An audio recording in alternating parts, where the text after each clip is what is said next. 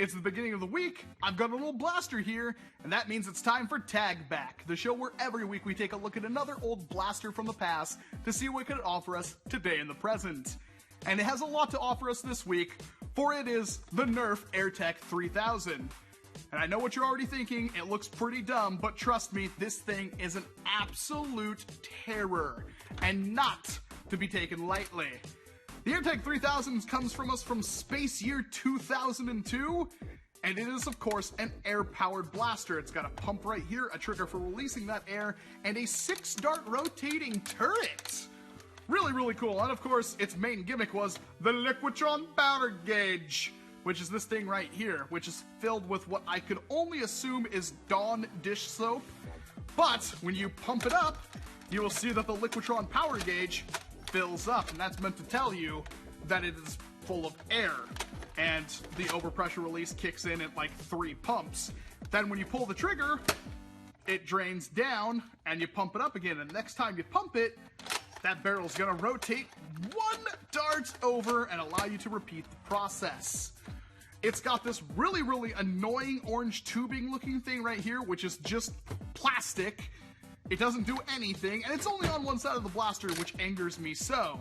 Then you've got this clear plastic back here, which exposes the tubing from the pump, so it's all well and good, and all in all, not a horrible blaster, although it's stock. Well, they did a lot to make sure this thing couldn't hit any kind of insane ranges, which is a shame. That being said, we're here to talk about how it can be modded to serve us today. And there is a lot of stuff to mod this thing.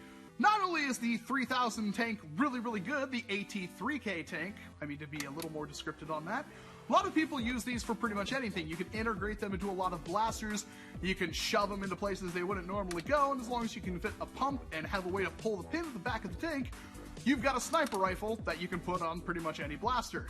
Great thing, but this thing has got a 6-dart rotating turret and a lot of power, so obviously we can do something with that. And for this, I'm going to have to shout out 2 people. The first one is going to be Nerfomania, or Nom. He has an excellent 4-part video series on how to mod these things and turn them up to 12. They are absolutely insane once they're modded, and his guide goes over absolutely everything in lots of detail to help you get this thing apart. Not a very difficult mod. The worst problem is going to be the turret, I would say, because there's a lot of solvent welding on here that needs to go. And as long as you if you don't have everything exactly like what he has, I have done a lot of, well, he wanted like 1/8 inch polycarb or something like that, and I used like plexiglass. And I also used, on another one, I used part of the shell, or a part of another Nerf shell that I just put a hole in and glued it in there, and it worked. So you don't have to follow it exactly, and it works really good. He also shows you how to cut out a rear loading slot, so you can rear load the turrets, kind of like a revolver, and then you're good to go. He also shows you to replace this pump with a Hornet pump. That is because this pump is not very good. It's got a short distance to pump, and it's very, very uncomfortable. So if you don't have like a Hornet or a Mag Strike pump, I think both of them will work just fine in my opinion, then it might be a little more difficult for you. But if you have an issue tracking one of these down, I would assume that you would go to a thrift store for a week or 2 and see if you can't find one, because a lot of kids don't pick these up because, well, they're air powered and they look nothing like, you know, some kind of Call of Duty or Halo gun. So they're pretty, I'd say uncommon to find at thrift stores. Not rare, but kind of uncommon. But if you cannot for some reason, or if you're like me and lazy and don't want to make your own barrel spacers and you don't have your own PETG supplier, well, Venom sells an entire kit on eBay for 30 bucks that includes the blaster, 2 barrel spacers, and 6 PETG barrels. It'll run you 30 bucks. Very, very good. I've bought 2 of them myself. And all you need on top of that is a little bit of know-how, obviously follow Nom's guide, and then some 9/16 brasses, heavily recommended, to nestle into the back of the PETG barrel so you can give a really, really good tight fit on your darts. Once you've got all that done, you're good to go. And, well, you want to see how this thing performs once I've modded it? Well then. There, I made that video a very long time ago, way before I did YouTube. and I would still have that blaster, except for somebody broke into my car and stole it. And it had to be some little kid who saw me wreck with it at Dart Wars, because that was the only thing that was stolen. Every other blaster was still there. That was the only one that was gone, and I have searched for it for 6 months and never found it. It wasn't anywhere in our old home. It wasn't in the car. It wasn't anywhere. Somebody obviously took it, which is a shame. And I don't know why they would want to take it unless they knew what power it had. And I'm sure it broke on them. They have no idea how to fix it. And it's probably already been thrown out because seriously, screw that person. I hope you the absolute worst.